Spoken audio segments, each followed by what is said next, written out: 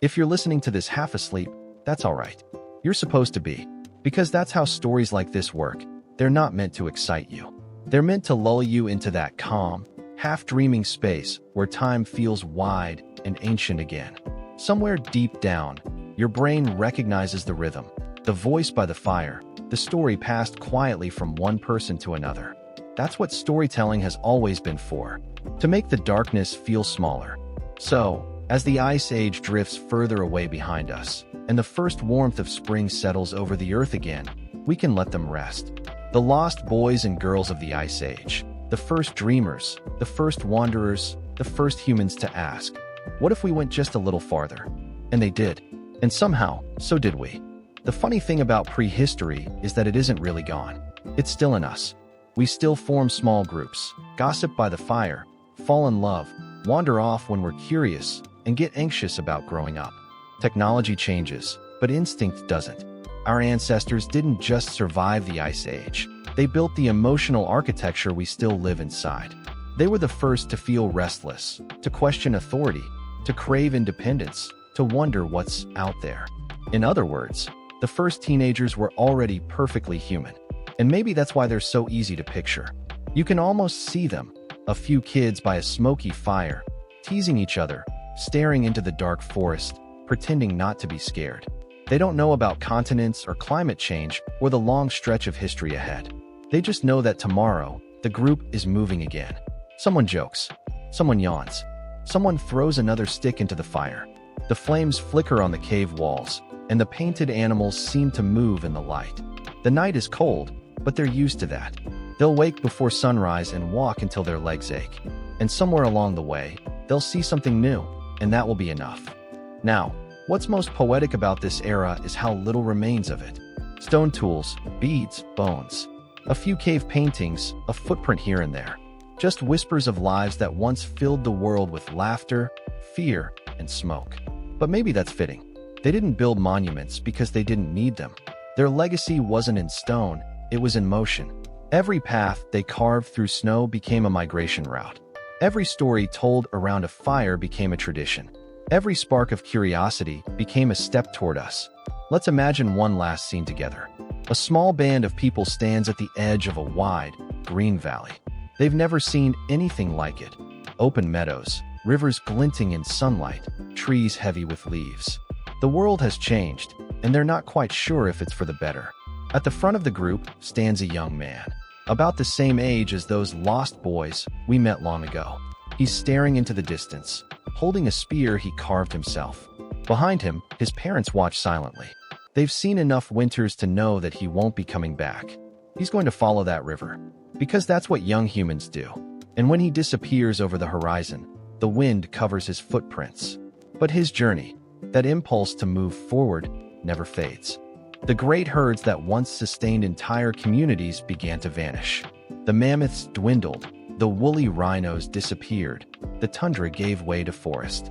New animals took their place, deer, boar, smaller game. But smaller prey meant smaller returns. The old ways, long chases across the snow, coordinated hunts, became less practical. People had to adapt again. And so, for the first time in human history, some of them stopped wandering. They settled, just a little. Enough to return to the same spots each year, to plant a few seeds, to see familiar faces across the seasons. And slowly, imperceptibly, the first threads of civilization began to weave themselves together. Our Ice Age teenagers, now adults and parents, probably didn't understand they were living through a transformation. To them, it was just another adjustment, another year of following the weather and trying to stay fed. But from the distance of tens of thousands of years, we can see it clearly. That's where it all begins. Farming, communities, cities. Every human empire, every invention, every mistake. It all traces back to those quiet, frostbitten wanderers and the kids who refused to sit still. So, yes, blame everything on prehistoric teenage restlessness. The entire modern world might just be a side effect of humanity's oldest case of curiosity. The echo of footprints, what they left behind. Hey again, still awake? If you are, congratulations. You've survived the entire Pleistocene. Not many people can say that. Tonight, we're closing the circle. We've followed our Ice Age teenagers from awkward apprentices to quiet elders, from fumbling hunters to the first storytellers. Now it's time to watch the world they built fade into something new. Because time never stops, not even in the Ice Age. The ice began to melt. Not suddenly, just slowly, patiently, like a tired guest finally gathering their things to leave. Glaciers retreated north, valleys flooded, rivers changed course, and animals migrated toward cooler lands. For the people who'd grown up in that frozen world, it must have felt both hopeful and terrifying. New plants began to grow. The air softened. The ground no longer cracked under every step. But with warmth came change. And if history has taught us anything, it's that humans are both excited and deeply confused by change. Let's take one last look at them, these first adults of the Ice Age. The fire's glowing low again. The group is quieter now, the children asleep, the hunters resting, the elders whispering. The same teenagers who once painted the cave walls now sit closer to the center of the circle. They speak less, listen more. They've seen friends die, seen new lives born, and learned that even in a harsh world, beauty still exists. They don't know it, but their world is changing. The ice is retreating. The earth is warming. Soon, the mammoths will vanish, and new landscapes will open. Their descendants will plant seeds, tame animals, and build the first villages.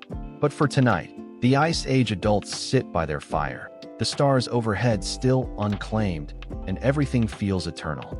Maybe that's the quiet truth of the Ice Age. Life was hard, but it was real. Every day was survival, but also connection. Every moment fleeting, but deeply felt. And in that cold, endless expanse, the first adults carried forward what their teenage selves had started. Curiosity, creativity, courage. That's the story of us, from restless kids in the snow to storytellers under the stars. Now, let's address the quiet shadow hanging over all of this, mortality. Because the Ice Age didn't let anyone forget it for long. Even the healthiest adults faced danger daily: illness, injury, infection, accidents. One bad fall could mean disaster. One lean winter could thin the camp. But death wasn't treated with denial, it was treated with reverence. Burials became more complex. Bodies were adorned with beads, tools, ochre, small tokens of care and memory. Even children and adolescents were buried this way, suggesting an early awareness that every life, however short, had value. And that, in itself, is extraordinary. The first humans to mourn were the first humans to understand love in its purest form, not as passion, but as memory. So, as these once young wanderers grew older, what did they leave behind? Not monuments, not cities, just traces, the soft outline of a hearth, a scattering of tools, a painted hand on stone. Small signs that say, we were here. And somehow that's enough. Because those small signs built the foundation for everything we are. Now, let's drift for a moment into something quieter, community memory. As these young adults aged, they became the storytellers. The same caves that teenagers once used for handprints and art became sacred spaces of remembrance. Fireside stories carried names of ancestors, lessons from past hunts, and legends about why the moon followed them at night.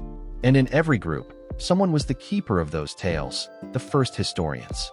They might not have called themselves that, but that's what they were. They made sure their people remembered who they were and where they'd come from. Because when you live in a world that can erase you overnight, memory becomes a survival tool. So, maybe that's the truest sign of adulthood, when you stop just living in the moment and start keeping the past alive. But adulthood wasn't only about solemn wisdom. There was humor too, small jokes, shared teasing, the gentle absurdity of daily life. We know this because laughter leaves clues. Groups that live close together develop unique in-jokes, nicknames, rituals, playful mockery. It strengthens bonds, releases tension, and makes all that endless work slightly more bearable. So, yes, somewhere in a frozen valley, a group of Ice Age adults were probably laughing over some inside joke that made no sense to anyone else. It's deeply human, and somehow comforting. Let's zoom in on one of them, because every era deserves its slow-burn romance. Picture a young couple somewhere in Ice Age Europe. They're maybe 20, 21, which, by prehistoric standards, means they've been adults for years. He's skilled at crafting spears. She's known for her beadwork. They met during a shared hunt between two groups and decided to stay together. Not because anyone told them to, but because they wanted to. Now, they share a small hide shelter at the edge of camp. In the mornings, they trade duties. One checks traps while the other tends the fire. At night, they sit quietly, working on crafts. Sometimes they talk. Sometimes they don't. Their partnership isn't romanticized, but it's steady. And somewhere between scraping hides and sharing warmth, they build something that looks suspiciously like what we'd later call a home. No wedding rings. No vows. Just two humans deciding not to face the cold alone. And then, inevitably, there were children. The next generation, tiny and loud and perpetually sticky. Childbirth, even by prehistoric standards, was risky. Maternal mortality was high. And yet, somehow, enough people made it through for us to exist. Communities raised children collectively. There weren't babysitters, but there were helping hands. Older kids looked after younger ones. Teenagers assisted mothers. And everyone made sure the babies didn't wander too close to the fire. And here's the interesting part. That system of shared parenting may have been one of the biggest reasons Homo sapiens succeeded while other human species, like Neanderthals, eventually faded away. We weren't stronger. We weren't faster. We were just better at helping each other. And that included raising kids. So those Ice Age adults, the once rebellious teens, were now passing down the same lessons they once rolled their eyes at. History's first full circle. Now let's talk about what being an adult actually involved. We tend to romanticize prehistoric life, sunsets over glaciers, noble hunters striding through the snow. Reality check. Adulthood mostly meant work. A never-ending cycle of hunting, butchering, scraping hides, building shelters, fixing tools, and trying not to die of exposure. Fun times. And yet, within that grind, there was purpose. Everyone contributed something. No one was idle. The Ice Age didn't care about your dreams, but your community did. They needed you. That sense of belonging, of being part of something larger, gave meaning to the monotony. And for those who'd just spent years trying to prove themselves as teenagers, that responsibility might have even felt good. But adulthood also meant choices. Or at least, the prehistoric equivalent of choices. Do you stay with your birth group or leave to join another? Do you partner up, start a small family, or focus on survival solo for a while?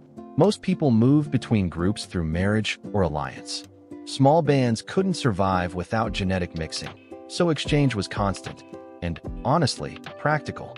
It wasn't true love as we define it now, but affection and partnership definitely existed. Archaeological sites show shared graves, joint burials, and signs of long-term companionship.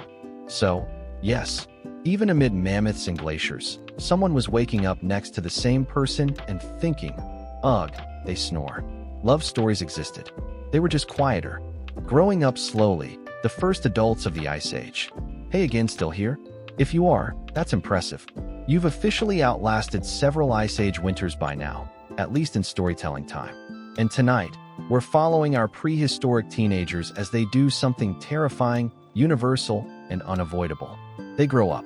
We've seen them chase mammoths, carve beads, gossip by the fire, and wander across continents.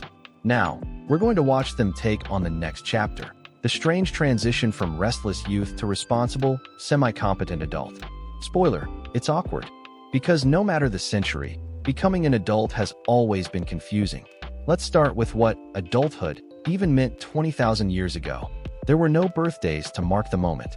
No cake, no driver's license, no ceremonial, welcome to the tax bracket. Instead, adulthood was measured in usefulness. When you could hunt without help, or gather enough food for others, or craft tools that didn't fall apart. That's when people started treating you differently. No one announced it. It just happened. Maybe one day, an elder asked for your advice. Or you were trusted with fire. Or someone handed you your own spear and didn't bother to follow you. That was your coming-of-age moment. Silent, subtle, and permanent. Let's let the fire burn low again. Picture that girl by the glacier one more time. The camp is asleep now, the stars impossibly bright. She looks up at them, at constellations no one's named yet, and feels something stirring.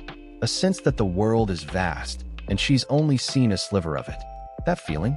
That's humanity's oldest inheritance. Let's take a quiet step into another scene. This time, along a melting glacier. The Ice Age is ending. The air is slightly warmer, the land greener. A small group of humans is on the move, following a river that winds through unfamiliar hills.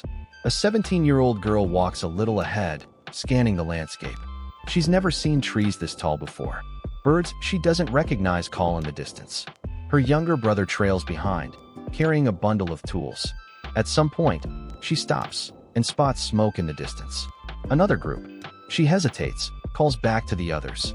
The adults discuss, the elders frown, but curiosity wins. The group moves forward carefully. Hours later, they're sitting by another campfire, sharing roasted fish and awkward smiles with strangers who speak differently but laugh at the same jokes. Two groups become one for a while, trading stories, skills, and, inevitably, gossip.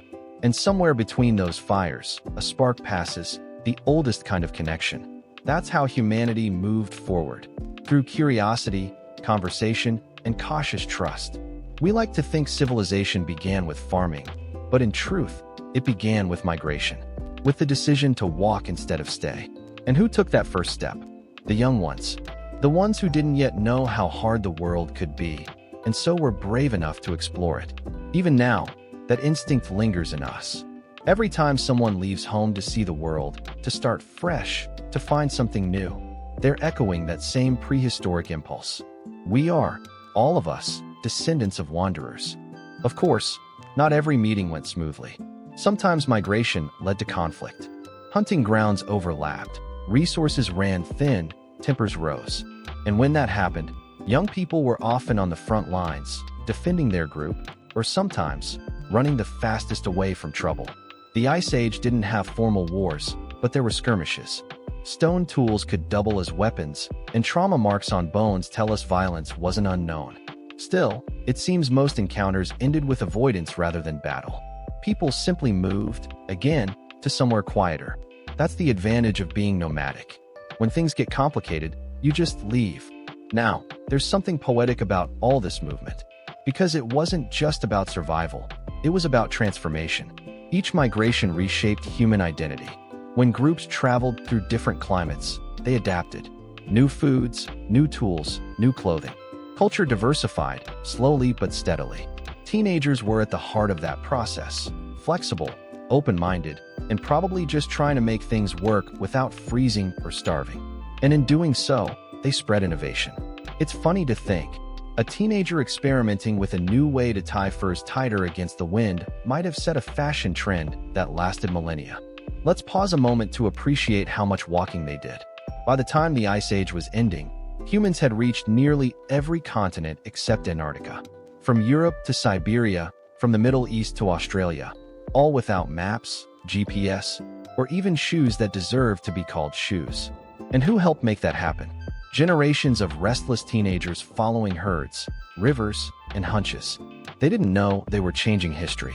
They were probably just trying to find food, or escape a grumpy elder, or impress someone. But their wandering turned into migration, and migration turned into civilization. Now, let's talk about what migration meant socially. When groups met, things got complicated, in that very human, very awkward way. Imagine two bands approaching each other across an open plain. The adults tense up, ready for conflict. The teens?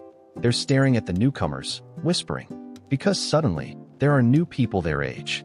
New faces, new stories, new potential drama. We can assume the first intergroup exchanges weren't just about tools and food. They were also about relationships.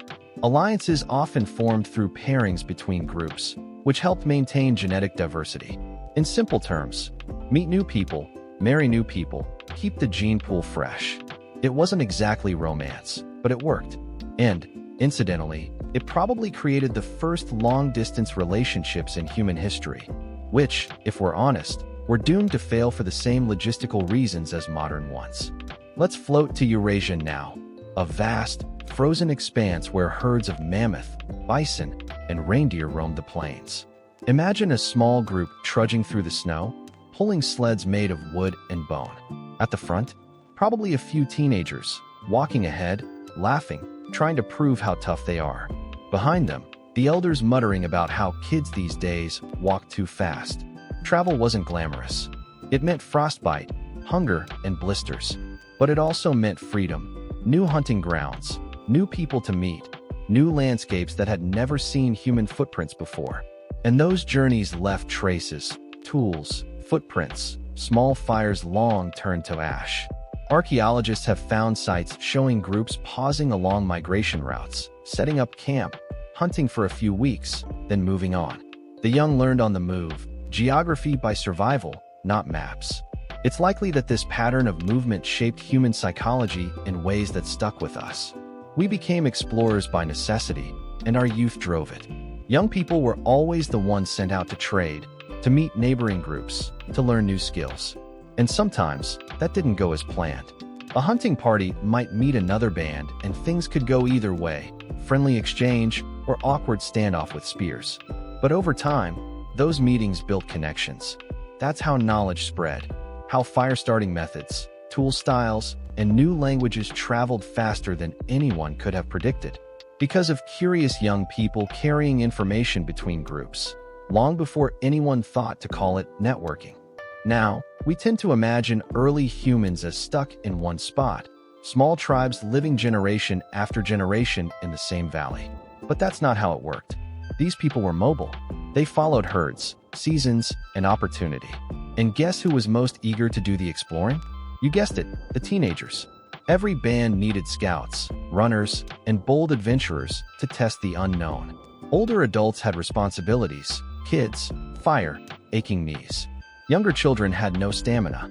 So when the group needed someone to go see what's over that ridge, they sent the teenagers. It's basically history's first internship program. Somewhere between 70,000 and 15,000 years ago, groups of modern humans left Africa and spread across the world. That didn't happen all at once. It was thousands of small steps, literally. Family groups moved, split off, met others, mingled, merged, and moved again. And while it's impossible to know who was leading every step, it's easy to imagine young people being the scouts, the messengers, the ones saying, "Hey, what if we go that way?" Because of course they did. Every generation has its adventurers, the ones who can't sit still, who feel like something's waiting beyond the horizon. Back then, those feelings weren't poetic, they were evolutionary. That curiosity kept humanity moving, adapting, and surviving. So yes, if you've ever made an impulsive road trip decision, congratulations. You're reenacting a 20,000-year-old human impulse to go get lost somewhere new. Wanderlust and the Great Teen Migration Problem. Welcome back, time traveler. We're still in the Ice Age, the fire's still crackling, and humanity is still figuring out how not to freeze to death before breakfast. So far, our prehistoric teenagers have learned how to hunt, carve, gossip, and flirt in climates that would terrify a modern weather app. But there's something else they did that changed the world, something only a restless young mind could really pull off. They moved. They explored. They walked a lot. Tonight, we're talking about the wanderlust of Ice Age youth, and how their curiosity quite literally carried humanity across the planet. Let's dim the fire again. The camp is quiet now. Someone's snoring softly. Someone else mutters in their sleep. A few teenagers are still awake, whispering at the edge of the firelight, plotting tomorrow's mischief. They don't know it, but the world they're shaping, the bonds they form, the stories they tell, will echo across tens of thousands of years. Because this is where humanity learned not just to live, but to live together. Let's not forget emotions. Ice Age teens weren't stoic statues. They felt joy, grief, love, fear, the full messy range of humanity. If someone died, they mourned. If a hunt succeeded, they celebrated.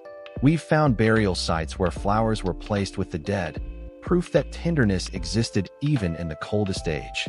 It's strange to think about, isn't it? That 20,000 years ago, some teenager knelt beside a friend's grave and felt that same hollow ache we still feel today. Same sky overhead, same moon, same tears. Maybe they whispered a story, or sang softly, or just sat in silence. Because some feelings don't need words, and never have. So, in their small, icy world, Ice Age teens weren't just surviving. They were building communities, full of warmth, laughter, frustration, and the occasional mammoth-related accident. They navigated expectations, flirted awkwardly, made mistakes, learned lessons, and occasionally painted on cave walls to blow off steam. And in doing all that, They became the link between what we call animal instinct and what we now call culture. The awkward, restless phase of humanity, forever inventing, exploring, and getting in trouble. Now, let's glide towards something a little more human: gossip. Yes, gossip existed, probably thrived. Anthropologists call it social grooming through words. I call it the original group chat. People in small communities used conversation to maintain bonds, spread information, and, occasionally, judge each other's life choices. And teenagers? They were likely experts, who forgot to bring back enough firewood, who tripped during the hunt, who might be flirting with who. The Ice Age equivalent of hallway whispers. You can practically hear it. Did you see Aaron drop his spear again? I heard Sela painted her hands in the cave without asking the elder. Oh, spirits, not again. And somehow, that's comforting, because it's so normal. Now, every society has its misfits. In small prehistoric groups, that might have meant someone who preferred solitude, someone with an unusual talent, or someone who thought differently. Maybe a young person who carved intricate shapes instead of hunting. Maybe someone fascinated by fire or stone or stars. We tend to think these people were ignored or outcast. But there's evidence that early humans valued diversity. They needed inventors, thinkers, dreamers, people who saw things others didn't. So perhaps, among those teenagers by the fire, one or two were already dreaming up new ways to shape the world, not realizing they'd lay the foundations for everything that followed. Now, let's take a soft detour into conflict resolution. Because yes, even in small groups, people annoyed each other. Without written laws, justice was personal. Arguments were settled by the group, maybe through discussion, mediation, or just giving each other the prehistoric silent treatment until someone apologized. Teens probably learned early that social harmony mattered. You couldn't hold grudges in a group of 30 without ruining dinner for everyone. So you learned diplomacy, or how to sulk quietly. And if things really went wrong, exile was the ultimate punishment. Not prison, not fines, just being told to leave. In the Ice Age, that was almost a death sentence. So, maintaining peace wasn't just nice, it was survival. Let's pause here and think about how these teens viewed authority. They grew up in a world with no kings, no written religion, no permanent homes.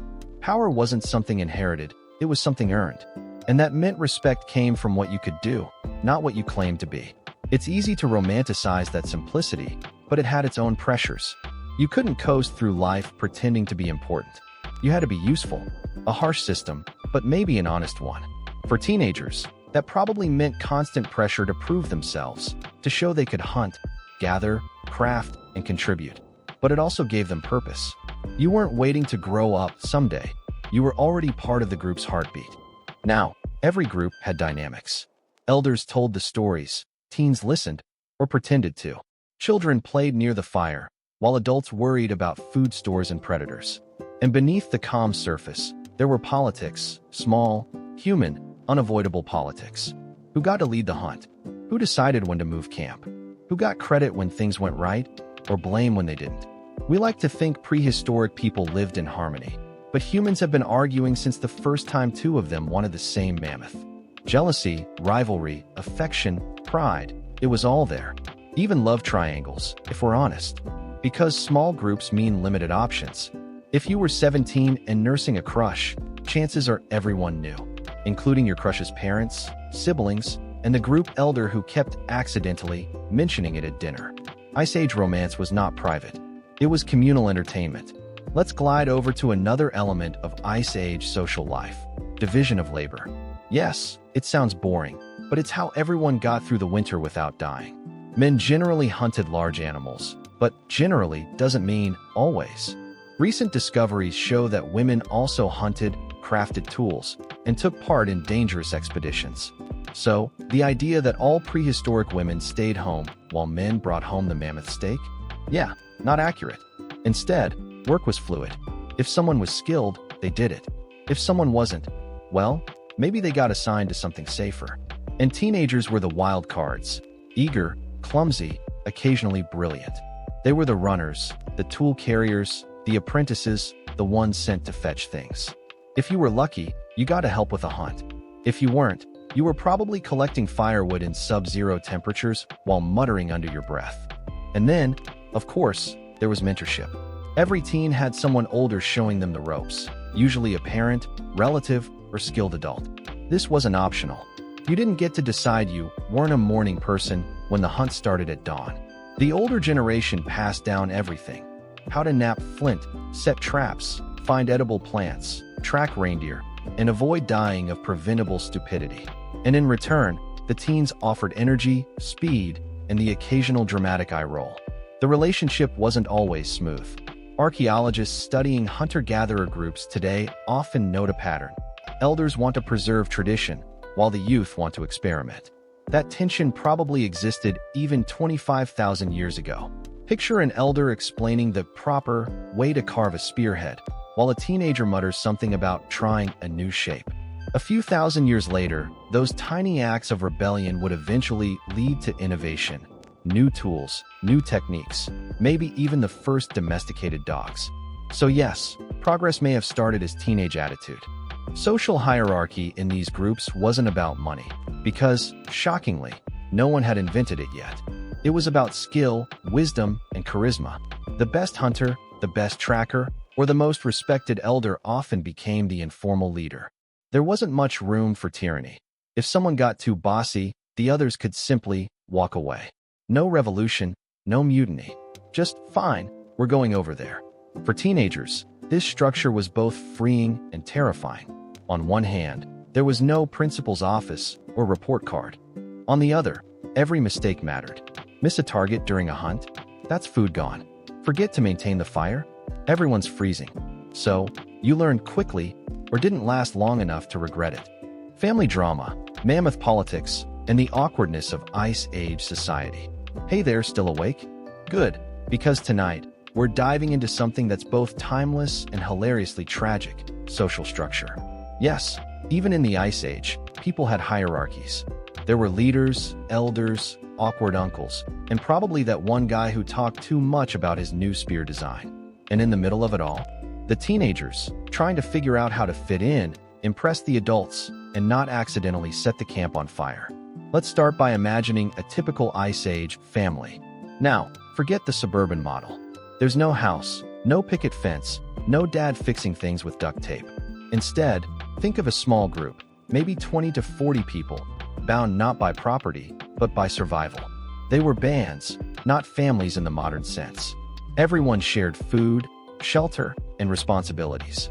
Elders told stories, adults hunted and gathered, children learned, and teenagers, well, they existed somewhere in between, half child, half adult, all chaos. If there's a theme here, it's that adolescence has always been the bridge between innocence and knowledge, between imitation and creation. Even 20,000 years ago, young people weren't just surviving. They were inventing what it meant to be human. They painted, sang, explored, carved, believed. They gave the Ice Age its culture. It's easy to picture them as just miniature adults with worse hygiene. But look closer, and you see something else: curiosity, restlessness, a desire to make meaning in a world that didn't explain itself. That's the heartbeat of every teenager in every age. Let's ease the fire lower now. You can almost hear the crackle fading, the laughter turning to murmurs. One by one, the prehistoric teens lie down under furs, exhausted but content. Outside, the stars stretch endlessly. The same constellations we know today, though back then, they had different names, different stories. Maybe one of them points to a bright star and whispers, "That's where the spirits live." And someone else rolls over and says, "Go to sleep." Simple, beautiful, entirely human. Of course, not every prehistoric teen was a cave artist or musician. Some were probably more interested in pushing boundaries, literally. Adolescence is when curiosity peaks, and in a world full of unexplored terrain, that curiosity could get you into trouble. Maybe a young hunter wandered too far while tracking an animal and stumbled upon a new valley. Maybe a group of teens went exploring and discovered a cave their elders had never seen. Those discoveries might have shaped migration, hunting grounds, or new territories. So, in a strange way, teenage recklessness might have been what kept humanity moving forward, one impulsive walk at a time. Now, let's turn to something quieter: sleep. What did sleeping look like in the Ice Age? No beds, no blankets, No, one more episode before lights out. They slept in groups, for warmth and safety. Teenagers probably nestled somewhere between family and friends, under layers of fur, near the center of the camp. The fire would burn low, and the night sounds, the wind, maybe distant wolves, filled the silence. And as they drifted off, maybe they dreamed of the day, of hunts, of faces in the firelight, of the spirits they believed walked beside them. Dreams might have felt important, messages from ancestors, glimpses of another world. Some researchers think early myths might have come directly from those dream worlds, retold by wide-eyed teens the next morning. You won't believe what I saw last night. And just like that, storytelling was born. Let's drift a bit toward how these rituals shape daily life. Because contrary to how we picture primitive people, they weren't always running around panicking about mammoths. Most of life was routine, food, shelter, maintenance. But those small moments, the songs, the art, the whispered legends, that was their meaning. Every culture we found traces of from this era had some form of symbolic thought. People carried charms, wore painted beads, and decorated tools with tiny engravings. It's as if even in survival mode, they needed beauty. And maybe that's the most human thing of all, that even when you're freezing, you still take the time to carve a little spiral into your spear handle because it looks nice. Now, let's imagine another evening. The hunters are back, the food's roasting. The camp smells like smoke and meat and wet fur, a scent only an archaeologist could love. Teenagers gather near the edge of the firelight, away from the elders. They talk quietly, laugh, maybe show off new beads or flint knives. Someone picks up a flute, starts playing a wobbly tune. The others join in. A few claps, a bit of dancing that's mostly stomping. It's not a party like we'd think of one, but it's community. It's warmth in a cold world. And in that moment, it's enough. Now let's talk about rituals. Even though we can't peek directly into prehistoric minds, the evidence tells us that belief in spirits, in ancestors, in unseen forces was central to their lives. Caves were sacred spaces.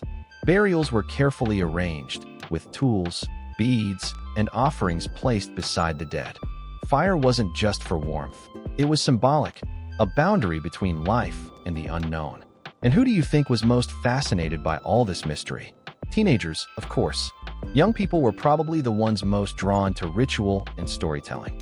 The elders told tales about the spirits of animals, the moon, the hunt, and the teens listened, half believing, half dreaming. Some anthropologists think initiations, rites of passage into adulthood, began during this period. So, imagine this. A group of teenagers standing on a cliff at dawn, cold air biting at their faces. The elders smear ochre on their skin, whisper old words, maybe send them off on a brief solo journey to prove courage. No smartphones, no selfies, just primal, bone-deep transformation. And after that, they come back different. Now hunters, gatherers, adults. It's dramatic, yes, but it gave life structure. It told young people, you belong. You've earned your place. And honestly, that's something we still chase, just with diplomas and birthday cakes instead of ritual paint. Speaking of songs, music. We touched on it last time, but let's sink into it properly. The world's oldest known instruments are Ice Age flutes, some over 35,000 years old. They're made from bird bones or mammoth ivory, carefully hollowed and notched. Someone took real effort to make these, which means music wasn't just background noise. It was sacred, social, maybe both. Picture a small group gathered in a cave, a fire flickering. Someone's playing a flute, another taps stones together in rhythm. The sound echoes through the stone chamber, mingling with the flicker of painted animals. It's eerie, beautiful, and probably very out of tune. For teenagers, this was entertainment. No screens, no headphones, just raw creativity echoing off cold rock walls. And judging by the care that went into these instruments, it wasn't just passing time. It was connection, to the group, to nature, maybe to something beyond understanding. So, next time you see someone with a guitar at a campfire, remember, they're just continuing a 40,000-year-old tradition of making noise in the dark. Now, cave paintings weren't the only form of expression. There were carvings, tiny figures made from bone, ivory, or stone. Some were animals, others were human, and a few, let's say they had strong opinions about anatomy. Yes, we're talking about the Venus figurines. You've probably seen them, small sculptures of voluptuous women with exaggerated curves. For decades, historians argued about what they meant. Fertility symbols? Mother goddesses? Primitive self-portraits? We don't really know. But here's something fun. Some of those carvings were made by young people. The tool marks and where patterns suggest varying skill levels. Meaning, somewhere out there, a prehistoric teen once sat down with a bone and thought, I'm gonna make something cool. Maybe it was a school project. Maybe it was art therapy. Maybe it was just boredom. We'll never know. But it's kind of comforting to imagine a 15-year-old somewhere near the Danube, carving a tiny statue while humming the prehistoric equivalent of a sad song. So, let's start with the art. You've probably seen those haunting cave paintings, horses, bison, deer, sometimes human figures, all drawn in red and black ochre on rough stone walls. They're beautiful, right? Graceful animals floating in the half-light, lines that somehow look alive after 20,000 years. But here's a little secret. Not all of those masterpieces were made by seasoned adults. Some were, quite possibly, the work of teenagers. Archaeologists have compared the handprints found in caves to modern hand sizes, and guess what? Many of them belong to adolescents, some even to children. So yes, prehistoric teens were basically the first graffiti artists. They weren't tagging subway walls, but they were still leaving "I was here" all over southern Europe. Imagine it. A group of teens sneaking into a dark cave with torches, the air thick with smoke. They grind ochre and charcoal, mix it with animal fat, and blow pigment over their hands. A few older hunters might have warned them, don't go too deep, the spirits live in there. But of course, they went anyway. Because curiosity and bad decisions are eternal. Those handprints weren't just decoration. They were identity, memory, maybe even defiance. Each one says, I existed. I mattered. I had a hand in this world. Firelight dreams, Ice Age art, rituals, and teen spirit. Hey again, welcome back to the Ice Age. If you're still awake, congratulations, you're already tougher than half the mammoths out here. If you've drifted off and just woke up mid-sentence, don't worry, you didn't miss much. We're still sitting by the same prehistoric fire, watching our ancestors do what they did best: exist, complain about the cold, and accidentally invent culture. Tonight, we're gliding deeper into their world, into what Ice Age teenagers believed, created, and dreamed about. Because while their lives might have looked primitive, their imaginations were anything but. So, what did prehistoric teenagers actually do all day? They learned, they worked, they played, they dreamed.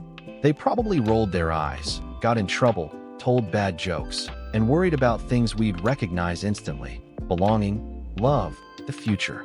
Sure, the details were different. Instead of grades, there was survival.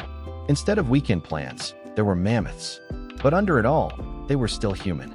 And somehow, against all odds, their messy teenage years carried the species through the Ice Age, right up to us, sitting here, warm, overfed, and listening to bedtime history podcasts. Let's pause here for a moment. Take a breath. Picture that fire fading into embers again, glowing red in the darkness. The young hunters and gatherers are asleep now, exhausted, curled under furs, dreaming of another day. The snow drifts quietly outside. The stars overhead are the same ones you can see tonight, if you step out and look. We'll drift deeper into their world next time, into the art, the rituals, and the first flickers of human creativity that teenage hands helped shape. But for now, just rest. Speaking of romance, let's glide gently into that topic. Love in the Ice Age was functional. Societies were small, and gene pools were even smaller. Archaeological DNA evidence shows that groups often exchanged members, teens especially, with neighboring bands. So, a 16-year-old might leave their birth group to join another, usually through marriage or alliance. Was it romantic? Maybe sometimes. Maybe it was just practical. But it also meant that teenage years weren't just about learning survival skills. They were also about finding your place in the adult world. And yes, sometimes that meant awkward attempts at courtship involving gifts of food, shiny rocks, or the universal language of please don't die during mammoth season. Let's float for a moment into another part of the Ice Age world, say, Siberia.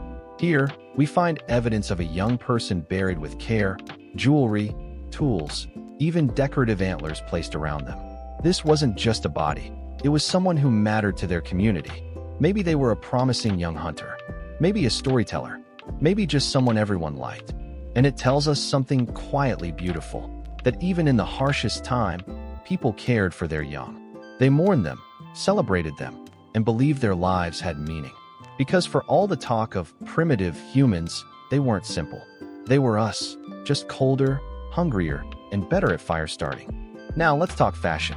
If there's one universal truth about teenagers, it's that they find ways to decorate themselves, even if the options are limited to things found on the ground. We've found Ice Age necklaces, bracelets, and beads made from animal teeth, shells, and stones. Some were stained with ochre, a red pigment that prehistoric people used for everything from body paint to burial rituals. So yes, teens probably wore makeup, red streaks on the skin, maybe white clay designs. Some might have even styled their hair with animal fat, technically hair gel, if you squint. Archaeologists have also found small, intricate carvings that may have been made by younger hands, possibly as gifts, charms, or love tokens. Because apparently, no matter the century, someone's out there whittling trinkets to impress a crush. Now, before we start thinking Ice Age life was all about art and vibes, let's remember, it was hard. Everyone worked. Everyone contributed. Teenagers were expected to grow up fast. When researchers studied skeletons from this time, they found evidence of repetitive stress, meaning even adolescents were doing tough physical labor. Some of those bones show injuries consistent with throwing spears or carrying heavy loads. Others show malnutrition or disease, because immune system of a teenager doesn't mean much when your diet is 80% mammoth jerky. But it wasn't hopeless. There was warmth, companionship, laughter, and probably a healthy amount of teasing. Imagine the group sitting around the fire after a long day, telling exaggerated hunting stories. Someone pretends they almost caught a lion. Someone else snorts into their stew. One or two teens carve little figurines in the firelight, trying to impress someone across the circle. This was their social media, their nightlife, their everything. Now, girls in Ice Age communities had their own learning curve. They weren't sitting around doing nothing. That's a modern myth. Young women learned to prepare hides, build shelters, find edible plants, and manage fire, which was a full-time job in a world where, oops, the fire went out, could mean you're now an ice sculpture. They also made clothing and jewelry, small beads and pendants carved from bone or ivory. Some archaeologists think beadwork was like a form of status display or prehistoric social media. Instead of likes and follows, you had shells and teeth. Girls were also probably involved in the artistic side of life, cave painting, music, or storytelling. Yes, music. Archaeologists have found flutes made from bird bones that date back more than 35,000 years, which means prehistoric teens might have been sitting around playing songs badly while their parents sighed in the background. So, not much has changed. Let's picture one of them. Say we're in southern France, near what would later become Lascaux Cave. Yes, the one with all the dramatic animal paintings. It's around 15,000 BCE. Our subject? A young man, maybe 17, maybe 18, though exact ages blur when no one owns a calendar. Let's call him Aaron, because sure, why not? Aaron wakes up in a small cluster of shelters made from animal hides stretched over bones. The fire in the center is just embers now, glowing faintly. He sits up, scratches his hair, which is both his hairstyle and his winter insulation, and stretches. Breakfast isn't cereal or coffee. It's a handful of dried meat, maybe some leftover roots that taste like sadness. But food isn't the first priority. He's got to go help the older hunters check the traps along the riverbank. As he trudges out into the cold, everything is quiet except for the sound of the wind and distant animals. No buzzing, no cars, just the soft crunch of snow under fur-wrapped feet. For a teenager like Aaron, this is daily life. No school, no homework, just endless outdoor chores. And yet, this is also how he learns. He studies how the older men move silently through the trees, how they spot animal tracks, how they judge the weight of a snow print to tell if it's a hare or something that might eat you back. This is education, Ice Age edition. Now, there's a small problem when we try to reconstruct what prehistoric teenagers were like. They didn't exactly leave us a diary. No Ice Age influencer was out there vlogging from a mammoth hide tent. So, Most of what we know comes from archaeology, from bones, and from comparing early societies that survived into modern times, hunter-gatherer groups who still live in ways similar to our ancestors. From that, we can guess that adolescence was a time of apprenticeship. Teenagers learned the crucial adult skills: hunting, tool-making, fire maintenance, and pretending to listen to their elders while actually staring off into the snow. There was no teen rebellion, because if you refused to listen and wandered off on your own, the Ice Age would, let's just say, it handled the discipline part for you. Still, it wasn't all grim survival. Evidence from cave art, carvings, and burial sites tells us these people, even the younger ones, had rich imaginations. They painted, they made jewelry, they told stories, and probably flirted badly around the fire. Let's start by setting the scene. We're somewhere around 20,000 years ago, the last glacial maximum. The planet was chilly, to put it lightly. Huge sheets of ice covered most of northern Europe, Asia, and North America. In other words, it wasn't exactly beach weather. The humans wandering around were anatomically modern, basically us, just without the dental plan or the phone addiction. Life expectancy was complicated. If you made it past age 5, you might actually live to your 30s or even 40s, which means teenager wasn't exactly a long phase of life. It was more like a transitional sprint between small child who's mostly a liability and functional adult with a spear. But even then, you could probably spot the teens. They were the ones rolling their eyes when the elders told stories for the 50th time, trying to show off with slingshots, and sneaking extra bites of dried reindeer when no one was looking. Lost boys of the Ice Age, what did prehistoric teenagers do? Hey guys, welcome back. Go ahead and get comfortable. Dim the lights, pull the blanket a little higher, and maybe pretend for a second that you're sitting in a cave somewhere, listening to the soft crackle of a fire that doesn't smell like smoke, because, well, we've learned a few things since then. Tonight, we're taking a trip way back, before kings, before castles, and long before anyone decided forks were necessary. We're talking about the Ice Age. More specifically, about the people who had the misfortune of being teenagers during it. Because if you thought high school was bad, try surviving puberty with mammoths walking by and your main outfit being whatever fur didn't smell too awful that week. So get cozy. Tonight we're exploring what prehistoric teens actually did all day, how they lived, what they ate, what passed for fun, and how they managed to survive long enough to become the ancestors of people who would, eventually, invent TikTok.